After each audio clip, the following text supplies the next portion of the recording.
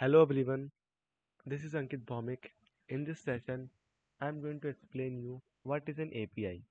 Okay, I'm going to explain you what is an API in general and what is an API in web development. Okay, so basically, API stands for Application Programming Interface. So here is a word called interface. So interface is something like it acts as a middleware between two bodies. Okay. So let me give you a very simple definition of an API. Very simple and straightforward definition of an API. That is, I can say an API is a software code that helps two different software to communicate and exchange data with each other. Okay. So इसका मतलब क्या हुआ? It means two different software, ठीक है? उसके बीच में जो communication provide करवाता है उसको हम API कहते हैं. Okay. Very simple definition. Let me give you a very famous old example of an API. ठीक है, real life example of an API. That is that is the restaurant example. So basically किसी भी restaurant में तीन part होते हैं. ठीक है, one is customer can be you or me or any other else. Okay, and so we have waiter who actually serves food to us, and we have a chef who actually prepares the food. hmm. तो basically कभी भी जब कोई भी customer restaurant पे जाता है तो बेसिकली वो सीधे शेफ़ के पास नहीं जाता है खाना मांगने के लिए, और ना तो शेफ़ सीधा आता है उसके पास खाना देने के लिए. तो इसके बीच में जो इंटरमीडिएटरी जो काम है ना, ये वेटर कर रहा है. वेटर चल के हमारे पास आता है, हमसे ऑर्डर रिक्वेस्ट लेता है, और उस ऑर्डर को वो शेफ़ के पास भेजता है कि इस कस्टमर का ये ऑर्डर है. फिर शेफ़ उसके लिए खाना प्रिपेयर करता है, खाना प्रिपेयर करके वेटर को देता है. फिर वेटर उस खाने को कस्टमर को सर्व कर देता है. तो इन सब बीच में कस्टमर को शेफ़ से कोई लेना देना नहीं है कि शेफ़ कौन है, उसने खाने में क्या डाला है. उसे बस खाने से मतलब है. तो ये सारे जो सर्व का काम, रिक्वेस्ट लेना, रेस्पॉन्स देना, ये सारा काम वेटर कर रहा है. तो इस पूरे सिनेरियो में हमारा वेटर हो गया हमारे लिए एपीआई, जो कि कस्टमर से रेस्पॉन्स लेता है और फिर उसको शेफ़ के पास पहुंचाता है, सॉरी रिक्वेस्ट लेता है, शेफ़ के पास पहुंचाता है, फिर शेफ़ उसे ऑर्डर देता है, फिर वो रेस्पॉन्स कस्टमर को भेज देता है. ठीक है. That was a very real life example of an API. Okay. Okay. So example हो गया. So let's move on. How does an API work? तो ये तो हमने रेस्टोरेंट का एग्जांपल देख लिया. अब एक्चुअली में जो देखते हैं जो वेब एपीआई वो कैसे काम करते हैं. तो बेसिकली ये हमारा एक क्लाइंट होता है, इसे हम क्लाइंट कह रहे हैं. तो क्लाइंट बेसिकली वो पर्सन होता है जो रिक्वेस्ट सेंड करता है. ठीक है, जो रिक्वेस्ट सेंड करता है. और सर्वर हमारा वो एप्लीकेशन हो गया जो कि बेसिकली रेस्पॉन्स भेजता है. ठीक है. और इस इन सब के बीच में एपीआई एपीआई आता है. एपीआई वेब सर्वर से रिक्वेस्ट लेता है और सर्वर से उसको वो रेस्पॉन्स भेजता है. तो इन सब बीच में ये एपीआई है जो रिक्वेस्ट और रेस्पॉन्स का काम कर रहा है, डेटा एक्सचेंज का काम कर रहा है. इसको हम कहते हैं API. So we have different kinds of API with us. Okay. So we have SOAP API, RPC API, WebSocket APIs, and REST API. So let me explain you each of them in short. So basically SOAP API. SOAP basically stand for Simple Object Access Protocol. Hmm. तो इसमें क्या होता है कि client and server exchange message using XML.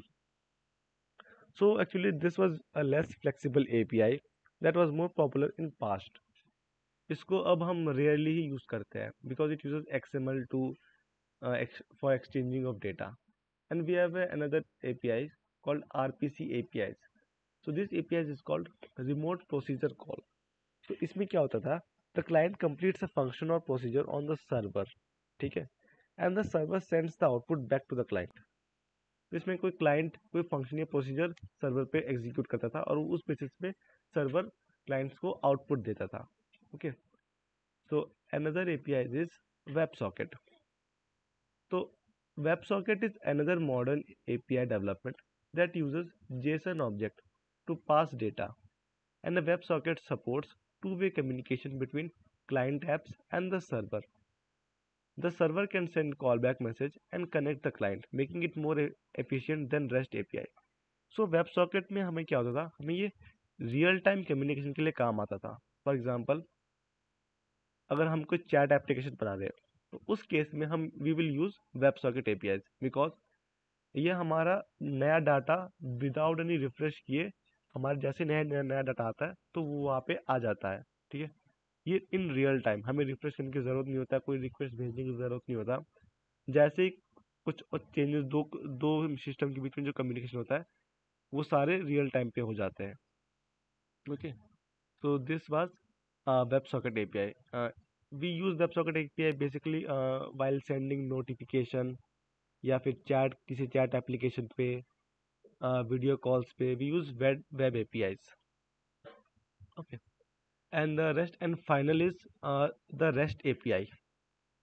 So REST API is the most popular and flexible APIs found on the web today. इसमें क्या होता है, the client sends request to the server as data.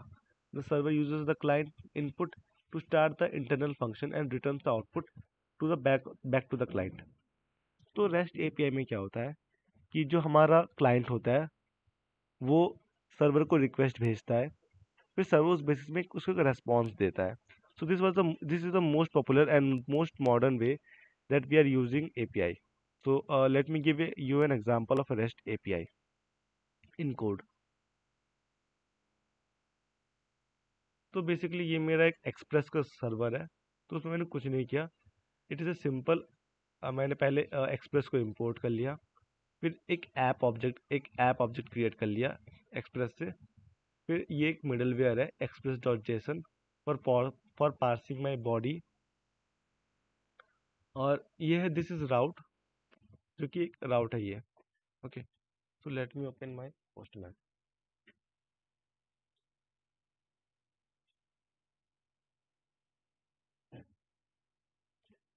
तो इस राउट में क्या हो रहा है कि ये बेसिकली राउट में मैंने एक पाथ बना दिया है. ओके, और इस पाथ में बेसिकली एक रेस्पॉन्स आता है सम डेटा फ्रॉम डीबी. ये ऐसा हम एज्यूम कर लेते हैं कि ये कुछ डेटा है जो हमने डेटाबेस से फेच करके लाया है. Okay, so let me hit this request. So basically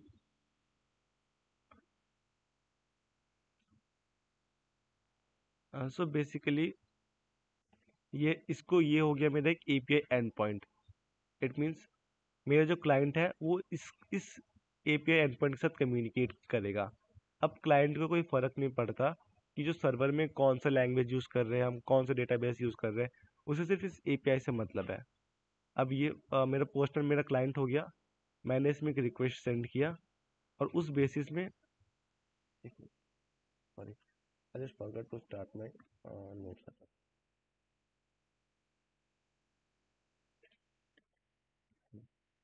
तो क्लाइंट को, ये मेरा क्लाइंट है, मैंने इसको रिक्वेस्ट सेंड किया, उस बेसिस पे मुझे ये रेस्पॉन्स आ गया. तो बेसिकली मेरे क्लाइंट को कोई फ़र्क नहीं पड़ता कि अब मेरे सर्वर में क्या चल रहा है, कौन सा लैंग्वेज यूज़ कर रहे हैं. उसको बस इस URL से मतलब है, ये जो URL API एंड पॉइंट, उसको सिर्फ इससे मतलब है. वो इस URL एंड पॉइंट पे अपना रिक्वेस्ट भेजेगा सेंड में क्लिक करके, और उस बेसिस में इस API का इस पाथ को यूज़ करके मेरे बैकएंड ने डाटा को कुछ एग्जीक्यूट किया, उस बेसिस में रेस्पॉन्स भेज दिया. तो ये रेस्पॉन्स मुझे यहाँ पे गेट हो जाएगा. ओके, फिर अब मैं इस रेस्पॉन्स को लेके अपने क्लाइंट के एप्लीकेशन में कुछ भी डेटा मैनिपुलेशन कर सकता हूँ. Okay, so that's all about API in short and brief. Thank you. Hello everyone, my name is Ankit Bhaumik. In this session, I am going to explain you what is REST API. So, REST API is a type of an API which basically stands for Representational State Transfer.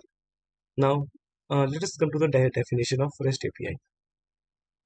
So, REST API is a way of accessing web services in a simple and a flexible way without having any processing. Unlike soap और RSP जो API थे हमारे, वो काफ़ी complex थे use करने के लिए. तो REST API हमें एक सिंपलर वे देता है हमें एपीआई बनाने के लिए, जो कि हम क्लाइंट और सर्वर के बीच बीच में इजीली कम्युनिकेट और डाटा एक्सचेंज करवा सकते हैं. Okay. So let's move to how actually REST API works. Okay. So RESTful API organizes data entities or resources into a bunch of unique URI. So a unique URI, uniform resource identifier, maybe look like this. In which this part is called network location, जो red part है, and the blue part, which is actually the path, it's also called as resource. So that differentiate different types of data resources on the server. It means अगर हमारा client इस इस resource को request करता है, तो उस बेसिस में हमें स्टूडेंट का रिस्पॉन्स मिलेगा. इट मीन्स स्टूडेंट का डेटा मिलेगा. अगर हमारा क्लाइंट इस वाले रिसोर्स को रिक्वेस्ट करता है, तो हमें मेंटर्स का डेटा मिलेगा. ओके. तो वही मैंने लिखा है यहाँ पे, the client can get data about the resource by making a request to the end point of that resource. Okay. So let's look client request कैसा होता है. क्लाइंट रिक्वेस्ट कैसा होता है, क्या उसमें होता है, देखते हैं. Okay. So a client request looks something like this. Okay. जिसमें ये हमारा उस क्लाइंट रिक्वेस्ट में हमारा एक रिसोर्स पाथ रहता है और एक H T T P request method होता है. तो basically what is an H T T P request method? तो simple, it is the desired action to be performed for the given resource. इस resource के लिए क्या सा डिजायर्ड एक्शन होता है, वो सब हमें पोस्ट डिफाइन करता है कि हमें डाटा क्रिएट करना है या रीड करना है या अपडेट करना है, डिलीट करना है. So we have different kinds of HTTP request methods. ठीक है. Some of that are get, post, put, delete, etc. काफी सारे resources होते हैं, but most of the time we would be using these only, which is get, post, put, delete. तो get HTTP request method is वो ये define करता है कि this is a read operation. It means हमें कुछ डेटा भेज दिया जाएगा रेस्पॉन्स में. Post operation means it is a create operation.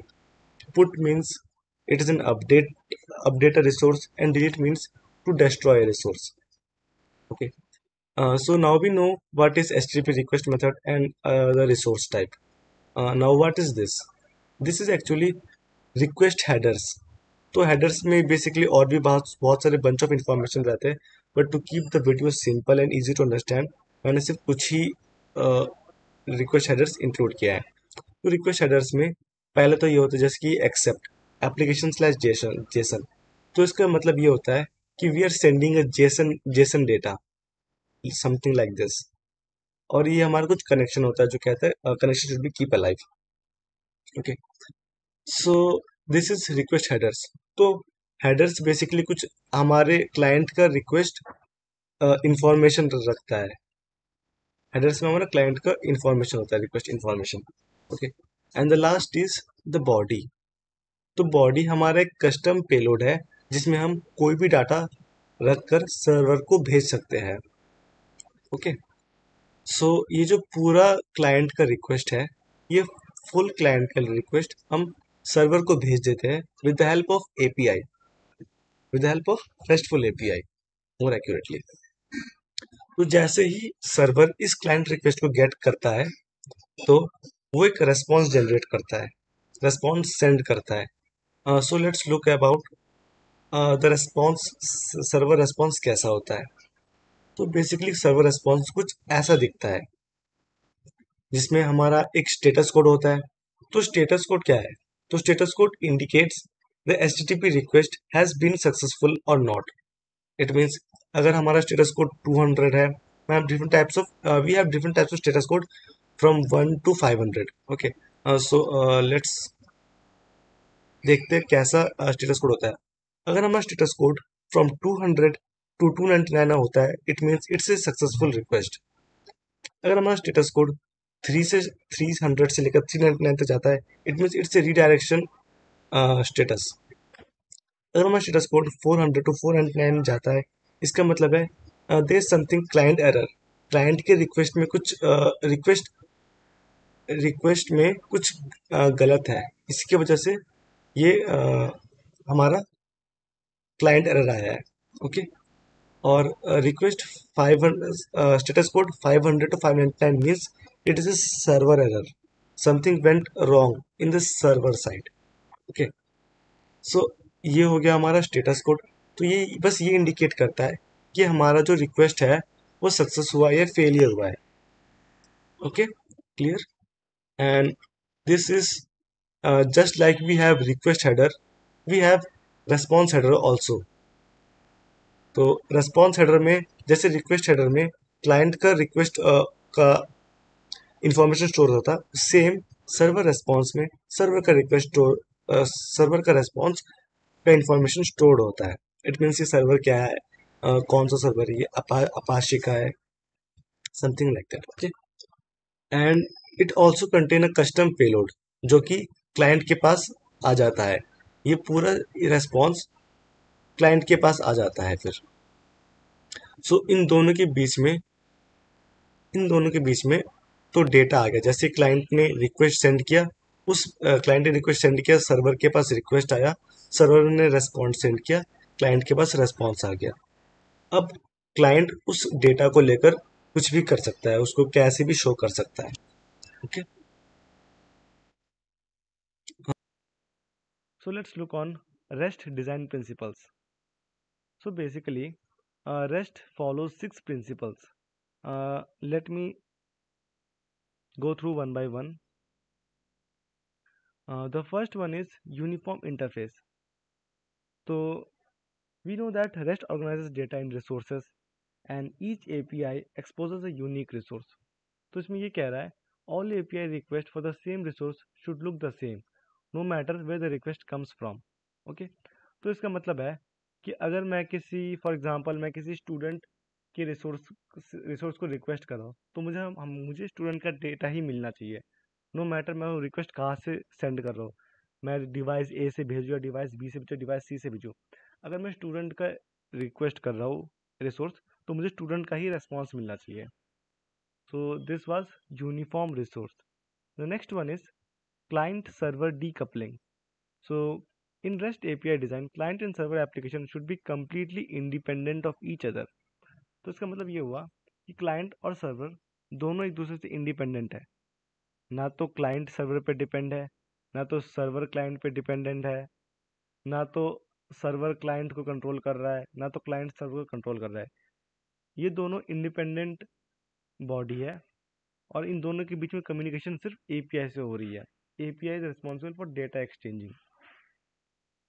And the third one is statelessness. So statelessness is the most important principle of REST API. So statelessness का मतलब definition देखते हैं पहले। REST API stateless meaning that each request need to include all the information necessary for processing it. Okay, so इसको मैं थोड़ा briefly समझाता हूँ with an example. Okay, so we have a client server model.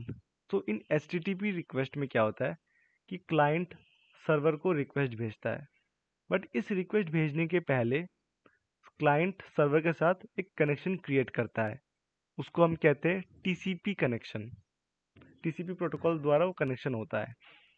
Okay, so each time जब client कुछ server को request भेजता है तो उसके पहले कनेक्शन क्रिएट होता है। ठीक है, क्लाइंट और सर्वर के बीच में कनेक्शन क्रिएट हुआ। नेक्स्ट क्लाइंट सर्वर को रिक्वेस्ट भेजेगा। ठीक है, जब क्लाइंट ने सर्वर को रिक्वेस्ट भेजा तब तक मेरा टीसीपी कनेक्शन ऑन है। अब जैसे ही मेरे सर्वर ने क्लाइंट को रेस्पॉन्स भेज दिया तो मेरा टीसीपी कनेक्शन वहीं पे एंड हो जाएगा। ठीक है, अब वो कनेक्शन कुछ रहा नहीं इसमें।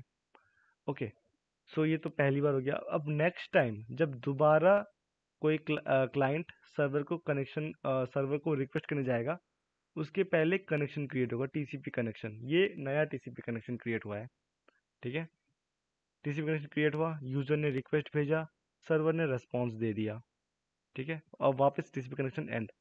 तो इन सब में क्या हुआ, जब दूसरी बार जब क्लाइंट ने सर्वर को रिक्वेस्ट भेजा तो उस टाइम सर्वर के पास सर्वर को नहीं मालूम कि ये यूज़र पहली बार आया या दूसरी बार आया है, क्योंकि सर्वर ने उसका कोई स्टेट ही मेंटेन नहीं किया। एक बार रिक्वेस्ट आया, कनेक्शन क्रिएट हुआ, सर्वर ने रेस्पॉन्स भेज दिया, कनेक्शन वहीं पे एंड हो गया, दैट्स इट। अब दोबारा क्लाइंट ने सेकंड रिक्वेस्ट भेजा, कनेक्शन दोबारा क्रिएट हुआ, फिर दोबारा सर्वर ने रेस्पॉन्स भेजा, दोबारा कनेक्शन एंड हो गया। ये तो इन सब बीच में हमारे सर्वर ने क्लाइंट का कोई डेटा स्टोर ही नहीं किया, उसको नहीं मालूम कि क्लाइंट कितने बार आया, एक दो या तीन बार, उसे नहीं मालूम। तो इसीलिए हम रेस्ट को स्टेटलेस कहते हैं, स्टेटलेस एपीआई कहते हैं, क्योंकि सर्वर को नहीं मालूम, सर्वर ईच रिक्वेस्ट को क्या समझता है कि वो पहली बार ही आया है वो रिक्वेस्ट, सर्वर को नहीं मालूम। Okay, so then how do we follow, तो फिर हम सर्वर का क्लाइंट का स्टेट कैसे मेंटेन कर सकते हैं? So there are several methods like we can use session और cookies to maintain client state. Okay, so these are the way we can maintain client state. Okay, so the next is cacheability. So whenever possible, our resource should be cached on the client or server side. अगर client कोई भी same request बार बार भेज रहा है तो वो cached हो जाना चाहिए। The fourth one is layered system architecture. तो जैसे हमने देखा कि REST API is statelessness, that's why we can have multiple servers for same request. तो इससे क्या हो सकता है, हम अपने एप्लीकेशन को स्केल कर सकते हैं। And the last one is code on demand which is optional. REST API usually sends static data, but in certain cases, response can also contain executable. In this case, code should run only on demand. तो अगर कभी कभार हमें अगर अपने हर बार तो हमारा static resource तो होगा नहीं, तो कभी कभार हमारा डायनेमिक रिसोर्स हो सकता है, तो उस केस में हमें उसको तभी एग्जीक्यूट करना चाहिए जब वो डिमांड में हो। Okay, so that's all about REST API. Thank you. Hello everyone, my name is Ankit Bhaumik.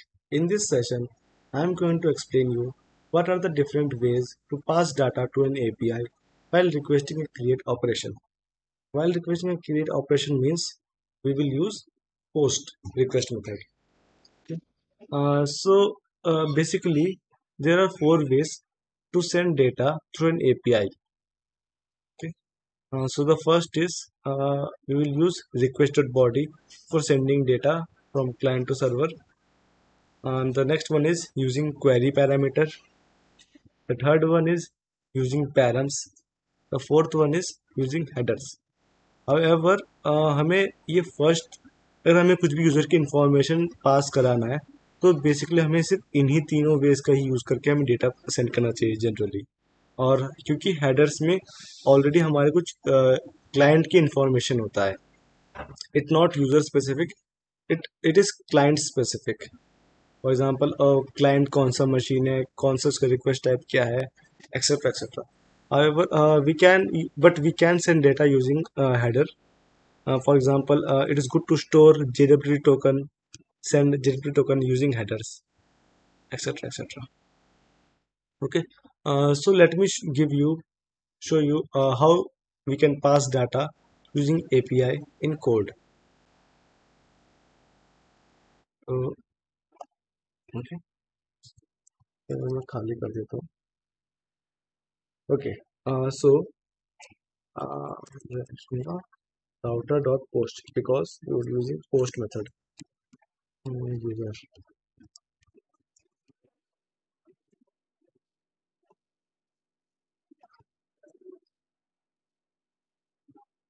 Okay. So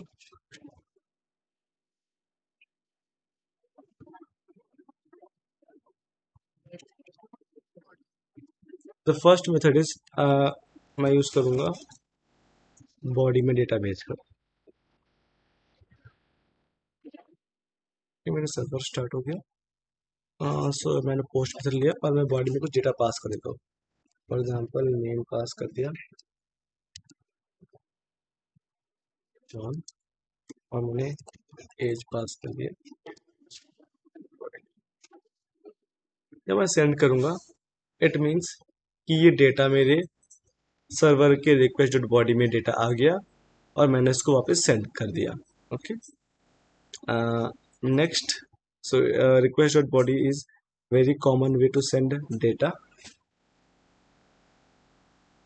Okay. The next is using queries. Let me give you an example how we use query to send data. So query के बदले मैं all the data we send using query वो इस variable में आ जाता है req dot query. Okay. So let me restart my server. Okay. और अब मैं इसको हटा सकता हूँ. और क्वेरी कुछ इस टाइप का होता है, वो हम यूआरएल पे लिखते हैं after question mark in variable name ASD मैंने कुछ भी लिख दिया और क्वेश्चन मार्क देने के बाद वेरिएबल नेम वैल्यू. अगर मुझे एक और वेरिएबल ऐड करना है तो मैं एक एम% then another age equal to 10 की वैल्यू. मुझे एक और ऐड करना है, मैं एंड करके दोबारा एक और ऐड कर सकता हूँ. जब बेसिकली मैं इसको सेंड करूँगा तो मुझे डाटा कुछ ऐसा मिल जाएगा. इट मीन्स ये नेम और ये एज है, ये मेरे इस क्वेरी वेरिएबल से मैंने यहाँ पे शो सेंड कर दिया इस क्वेरी को. ओके. Very easy. तो this is the second way we can send data through an API by using query parameter. Just only इतने से पार्ट से मैं अपना डेटा भेज सकता हूँ. And the third one is using params. Let's see what param is. Param is little similar to query. हम उसको URL से ही इस डेटा को भेजते हैं, बट डिफरेंट बस इतना है. ये फॉर एग्जांपल पैरम मैंने इसमें नेम लिख दिया. ओके. और पैरम का हमारा डेटा हमें रिक डॉट पैरम्स में आ जाता है. मैं इसको सेव करता हूँ, मैं अपना सर्वर दोबारा रिस्टार्ट करता हूँ. ओके. सो अब मैंने इसमें ऐसे लिख दिया कोलन देकर. Colon means it is the place holder. अब मैं अपने इसमें मैंने कहा मैंने यूजर के पहले लिखा था, पर यूजर मैंने कुछ भी लिख देता हूँ. अब मैं सेंड करूंगा तो ये रहा बेसिकली मेरे पास डेटा आ गया. ओके. अब अगर जैसे कि मुझे एक और 2 वेरिएबल ऐड करने हैं तो वो मैं कैसे करूँगा. तो बेसिकली मैं इसमें आऊँगा और मैं इसमें एक और कुछ ऐड कर दूंगा. इससे मैं डायनामिक राउट्स भी अचीव कर सकता हूँ. ID.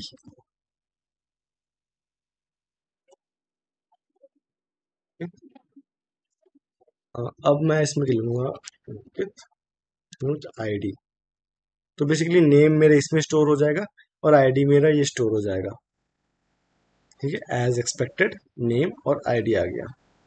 So this was the third way of passing data to an API. Okay. And the fourth one is using headers. Okay. Headers में से कैसे डेटा भेज सकते हैं वो मैं बताता हूँ. बेसिकली हेडर्स में हमारा जो रिक्वेस्टिंग मशीन है उसका इंफॉर्मेशन स्टोर होता है. ठीक है. इन दिस केस हम हेडर्स में कुछ ऐसे डेटा पास कर सकते हैं. हेडर्स तो बेसिकली हेडर्स सबसे पहले कोड में चेंजेस करते हैं. रिक डॉट हेडर्स इस वाले वेरिएबल में हेडर्स के सारे डेटा आ जाता है. So again restart server. अब हेडर में अगर ऐसे ही हेडर में कर दूं, जस्ट अ मिनट. ओके. इसको चेंज करते हैं.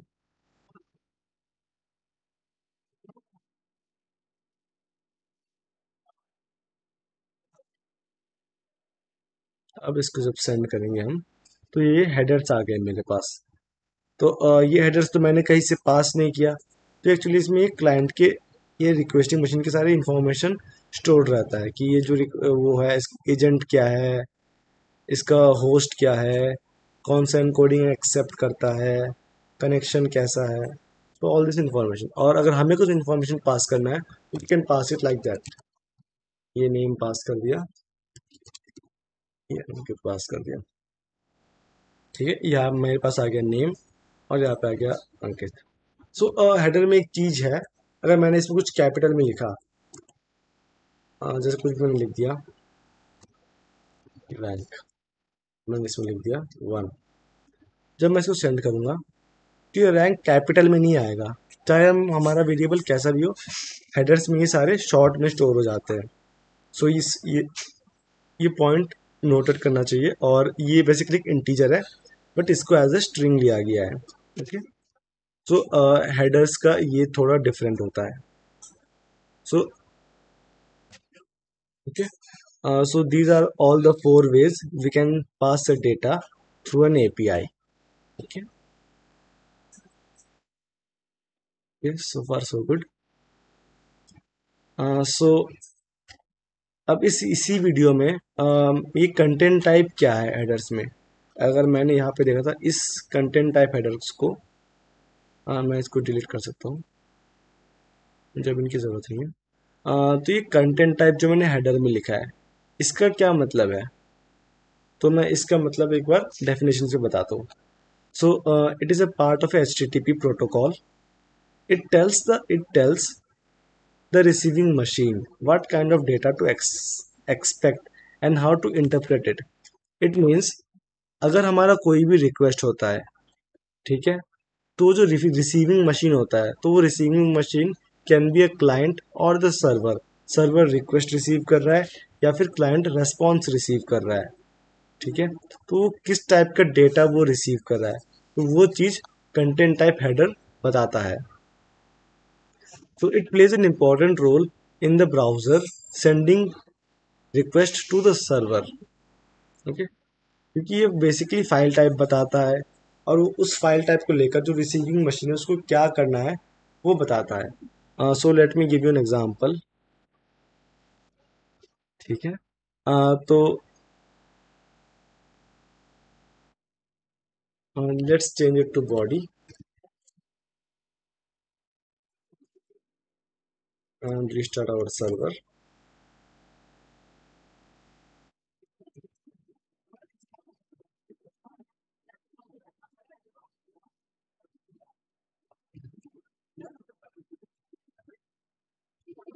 ठीक है, अब मैंने इसको सेंड कर दिया। तो अगर मैं इसके हेडर्स में जाऊँ तो यहाँ पे मेरा शो हो रहा है application slash Jason. It means ये मेरी रिसीविंग डिवाइस को बता रहा है कि जेसन टाइप डेटा सर्वर के द्वारा आया गया है। तो let's change its type, let's change it to text. ठीक है, तो रेस्पॉन्स हेडर को हम ऐसे सेट कर सकते हैं, res dot set header, then हमें हेडर का नेम देना है, देन हेडर का वैल्यू देना है। तो हेडर का नेम हम यहाँ पे यूज करेंगे content type comma application slash text.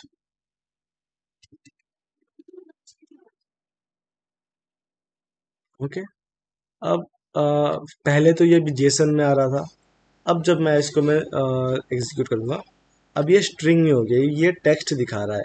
It means ये एप्लीकेशन स्लैश टेक्स्ट हो गया ये। तो ये मेरे रिसीविंग डिवाइस को बताते कि ये अब टेक्स्ट स्ट्रिंग आने वाला है, तो एज इट इज़ आप अपना मैनिपुलेशन कर लेना जैसे करना है। ठीक है, तो so we can have actually ये application slash text, application slash JSON, ये मैंने अपने मन से तो लिखा नहीं है। तो एक्चुअली ये करंट टाइप हेडर कुछ प्री डिफाइंड होते हैं जो हमें दिए गए हैं।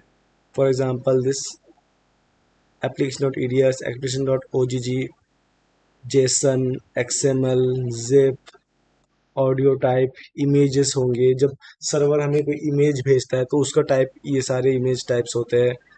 सर्वर कोई मल्टी पार्ट भेज रहा है, हमारा कि वो फॉर्म डेटा है, तो फॉर्म डेटा के टाइम हम मल्टी पार्ट यूज़ करते हैं। वो टेक्स्ट है तो क्या है, टेक्स्ट सीएसएस है, जेसन है, तो इस टाइप के सारे डेटा शो होते हैं। सो यही था कंटेंट टाइप हेडर, जो कि हमारे रिसीविंग डिवाइस को बताता है कि what type of data you are about to receive and how you can interpret it. So that's all about content type header. and different ways to pass data to an API while requesting a create operation. Thank you.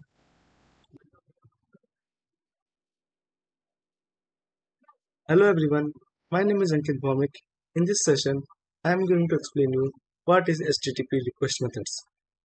So before HTTP request method, let me give you an overview of what is HTTP. So HTTP basically stands for Hypertext Transfer Protocol. Okay, so this is a communication protocol which is used by web. The protocol follows a client-server architecture where the client sends some request to the server and waits for the server response. So this is HTTP. So one of the most important property of HTTP protocol is HTTP request method. So now let me tell you the definition of HTTP request method. So basically HTTP request method indicates the desired action to be performed for a given resource. Okay. The resource can be our URI. Okay.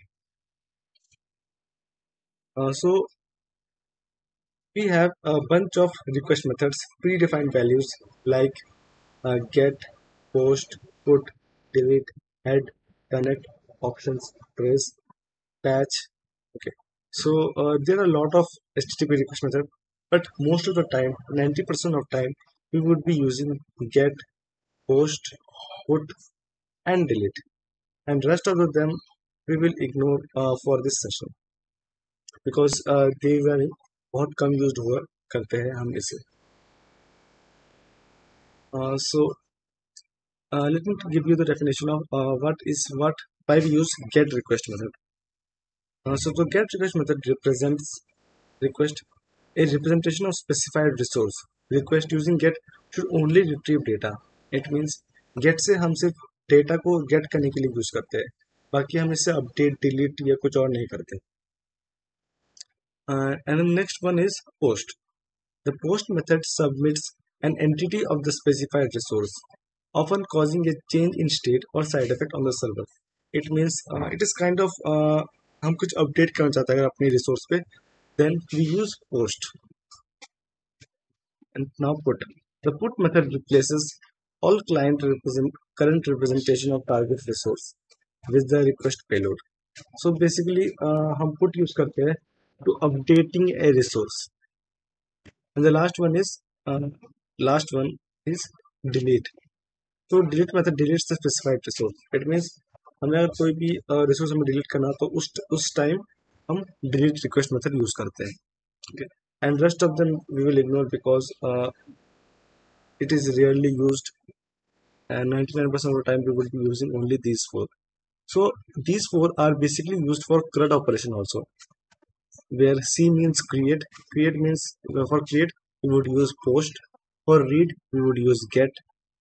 For update we will use put. For delete we would use the delete method.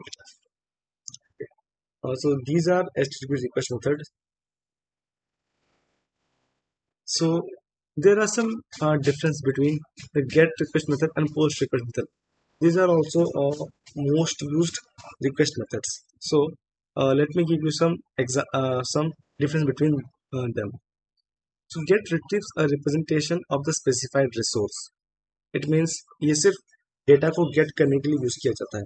And post is for writing data to be processed to identify resource. Means हमें कोई नया data create करना है, उस time हम post use करेंगे. It typically has relevant information in the URL of the request. And post में it typically has relevant information in the body of the request.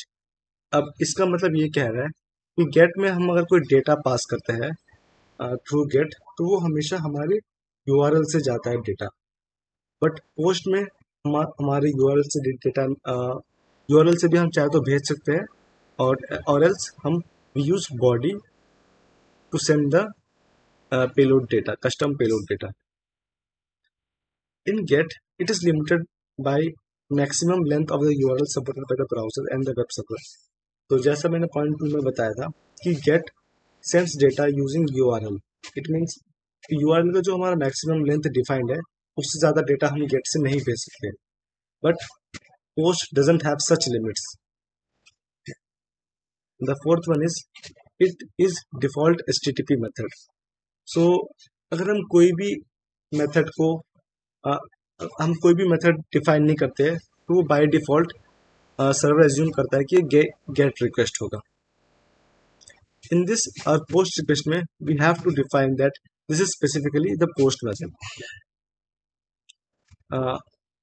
Next is you can bookmark get request. हम get request को bookmark कर सकते हैं. Post for post we can't bookmark post request. Get it is less secure क्योंकि data हमारे URL से जाता है. इट मीन्स यूआरएल को कोई भी देख सकता है, कोई भी पढ़ सकता है. That's why it is less secure. While post is safer than get because data is not exposed in URL. Get is cacheable and post is not cacheable. अगर मैं कोई get का एग्जांपल लूँ, इट मीन्स अगर अगर हमें कुछ data चाहिए, हमें कुछ यूआई में शो करना है, तो उस टाइम हम गेट यूज करेंगे. और पोस्ट यूज हम तब करेंगे, फॉर एग्जांपल जब हम किसी शॉपिंग साइट में add to cart button click करते हैं, तो उस टाइम हम पोस्ट का यूज करेंगे. It means we are sending some data. Okay, now let me give you some programmatical example of get, get, put, post and delete. सो मैंने एक simple सा एक एक्सप्रेस सर्वर बना लिया है. मैंने पहले एक्सप्रेस को रिक्वायर कर लिया, फिर उससे ऐप बना लिया, और ये मेरा एक मिडलवेयर है for parsing my request body. और मैंने एक राउट बना लिया है और एक सिंपल लिस्टर कर लिया है. तो बेसिकली इस राउट में मैं कुछ अब HTTP रिक्वेस्ट लिखता हूँ. तो बेसिकली अभी मेरा राउट खाली है. सबसे पहले मैं कॉन्स्ट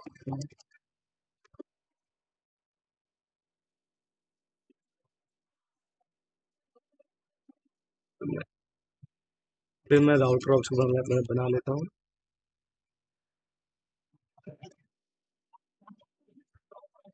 अब मैं इसको एक्सपोर्ट कर देता हूँ. तो अब ये हमारा राउटर एंड पॉइंट है. अब इसमें हम कोई भी HTTP मेथड्स अप्लाई कर सकते हैं. बस और मैं करूँगा गेट.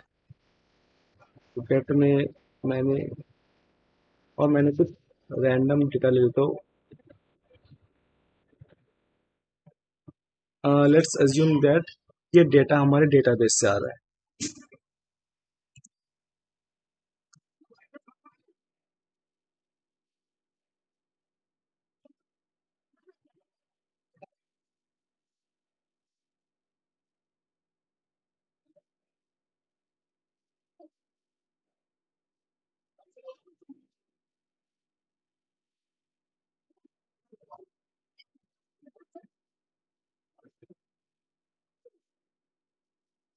हमारे पास एक हमारा कंट्रोलर,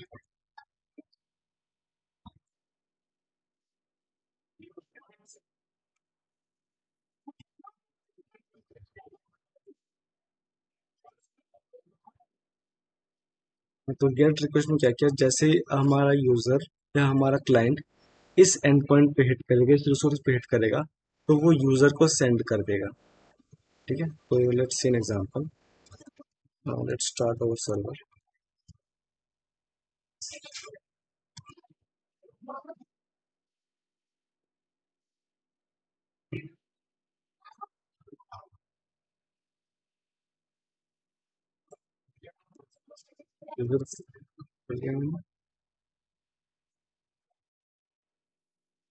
मैंने ये गेट रिक्वेस्ट बना लिया है. अब जब मैं इसमें सेंड करूंगा,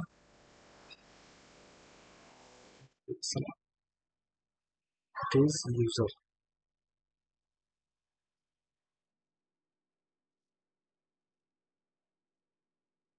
ओके. जैसे मैंने यूजर को गेट रिक्वेस्ट से मैंने रिसोर्स को लाना चाहा, तो ये गेट हो गया. ये डेटा हमारे पास आ गया as a response for server. So let's make a post request.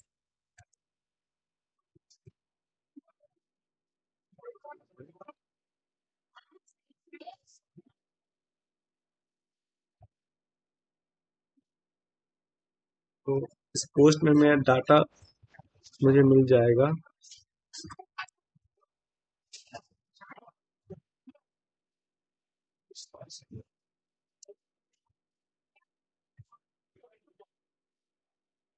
और मैं इसमें कर सकता हूँ।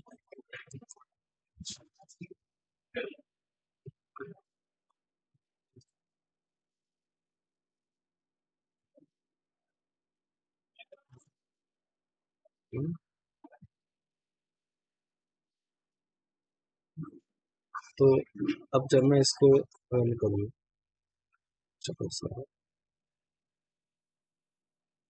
अब देखो, ये मैंने गेट रिक्वेस्ट से इसको गेट करने की कोशिश किया तो ये 3 डेटा दे रहा है। और जब मैं इसको पोस्ट रिक्वेस्ट करूंगा, एक बात ध्यान देने की है कि दोनों का रिसोर्स पाथ सेम है, only difference is the request method. अब जब मैंने पोस्ट किया तो ये इस वाले रिसोर्स को हिट करना, ना है कि इस वाले रिसोर्स को, बिकॉज हमने डिफाइन किया कि गेट में ये रिसोर्स चलना चाहिए और पोस्ट में ये रिसोर्स चलना चाहिए। सो लेट्स और मैं बॉडी में पास करूँगा अपना नेम इस कोड एंड आईडी। और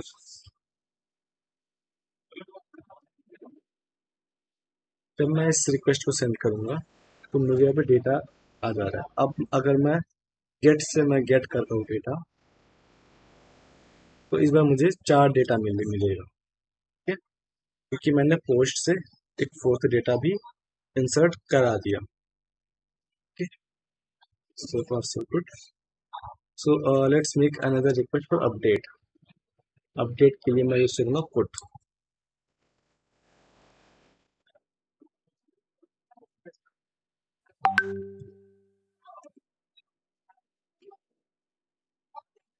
For update I will use,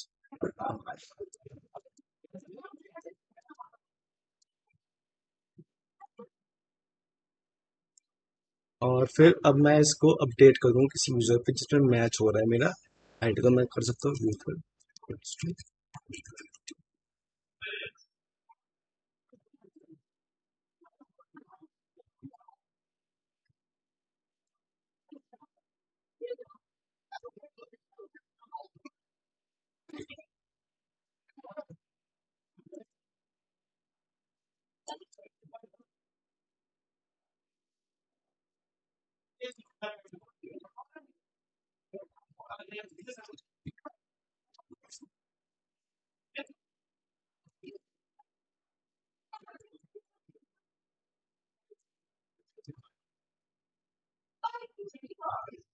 okay, तो इसमें मैंने अपडेट कर दिया है इस यूजर को।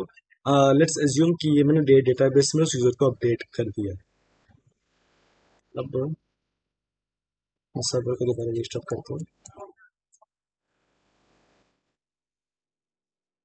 जब मैं इसमें पुट करूंगा और अब मैं इसको मैं नंबर 1 को एडिट करना चाहता हूँ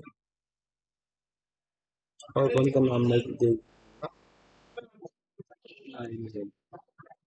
अब जब मैं इस पुट रिक्वेस्ट को सेंड करूंगा, वहाँ पे कुछ एरर एरर आ रहा है। It's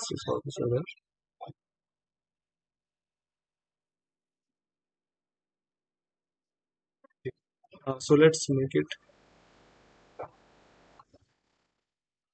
let.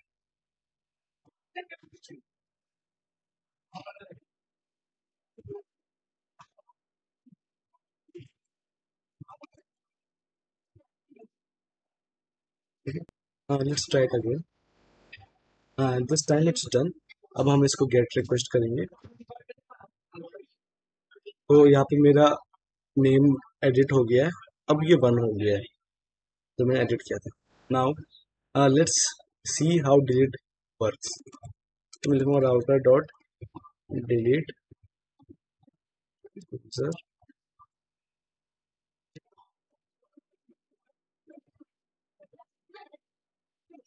इसमें सिर्फ आईडी लूंगा मैं डिलीट के लिए। लेट्स अज्यूम कि ये